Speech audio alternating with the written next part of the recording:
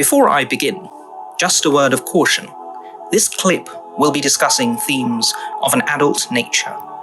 Many of our daughters, sisters, nieces and wives, and brothers get sold the skinny, fashionable, confident white woman fantasy by brands like Victoria's Secret, Hollywood, and others.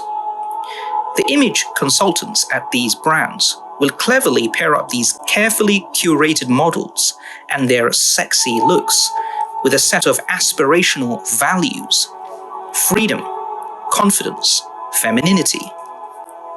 These scantily clad models are then seen by our unassuming sisters as the epitome of the desirable modern woman. The unspoken mantra of marketing: do what they do and get what they have: money, fame, celebrity. But here's the problem. As well as flying in the face of Islam, like that wasn't bad enough, this whole image is a total fantasy. It literally doesn't exist outside the marketing and the PR departments, and a lot of our sisters don't have a clue about this sinister hidden reality.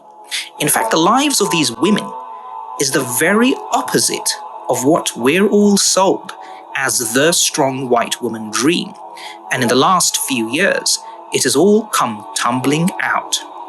If you think these models and actors strutting the catwalks and red carpets are independent, powerful women, think again. Because let me inform my sisters, who are really behind these powerful women our sisters look up to for inspiration? Rich, grubby old men. That's right, sisters. You may believe you're breaking out of the male patriarchy and taking power back for the sisterhood by emulating and dressing like these strong women. But what you're really doing is you're empowering and handing over all your hard-earned money to the very system and the dirty old men you claim to be against. Men who use their positions to financially exploit you while sexually exploiting your sisters in humanity. Men at the top of the food chain, like the late convicted sex offender Jeffrey Epstein, Les Wexner of VS, the convicted serial rapist Harvey Weinstein, scouting pretty young girls off the street. They carefully market these vulnerable girls to our impressionable Muslim sisters and girls in general as women worthy of being role models, so they can then sell their lucrative merchandise, movies, songs, cosmetics, apparel, etc. And we all fall for this perfectly manufactured money-making scam, while in the process, our sisters are led down the path of Jahiliyyah. A former model of the iconic Victoria's Secret brand, Bridgette Malcolm, has bravely come out and revealed, quote, "I've been groomed by much older men, sexually assaulted multiple times, told to do cocaine to lose weight by an agent, whilst underage, told to have lots of sex to lose weight." She carries on, "The longest I went without food was 3 days, and I was annoyed with myself because I kept passing out. I was determined to make it to 5 days. I was so angry that I failed." By 25, her hair was falling out. She had stopped menstruating and she couldn't climb a flight of stairs. Quote, "I had an eating disorder. I was having panic attacks and I was on anti-anxiety medication." Casey Crowe-Taylor, former public relations officer at Victoria's Secret, has also recently spoken out.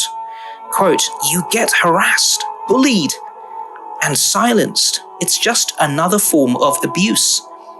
It was like a chain of abuse that went from the top level and trickled down." Sarah Ziff is the founder of the Model Alliance that works with abuse survivors in the fashion industry. She said, Sexual abuse is pervasive in the modeling industry. In an industry that routinely normalizes abuse and puts pressure on survivors to remain silent so as not to risk their careers. As I said, bullying in this industry is also rife.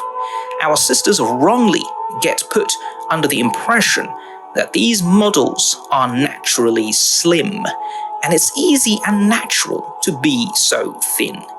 Guess what? It isn't.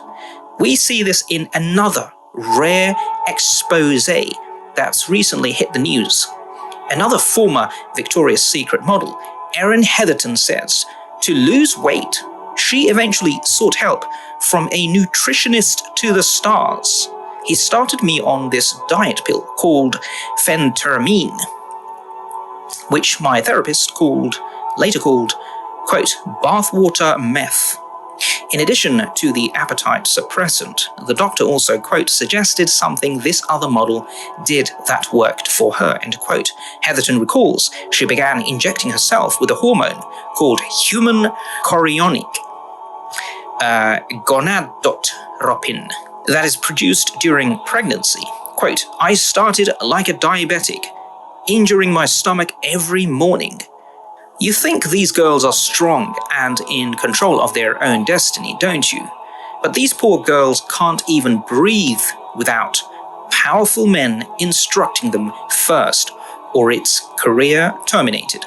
They're literally at the mercy of these misogynistic men, harassed at will, at every turn, raped, malnourished, humiliated, abused, bullied, body-shamed, and they can't even complain, or their careers are literally over. So, put yourself in their position.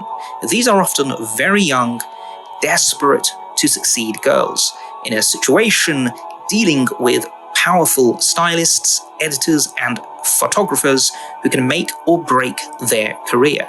And on top of all that, veteran casting director James Scully says about the soul-destroying culture, quote, in fashion, you could be in a room with 6 abusers at once.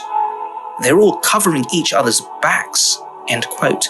The sad truth is, our impressionable Muslim sisters look up to such powerless women as modern, strong, and free, while ignoring the real role models and women who are truly strong, inspiring, and worth following, like Mother Khadija radiallahu anha, Mother Aisha radiallahu anha, Fatima al-Zahra radiallahu anha, who are truly inspiring in the course of their lives.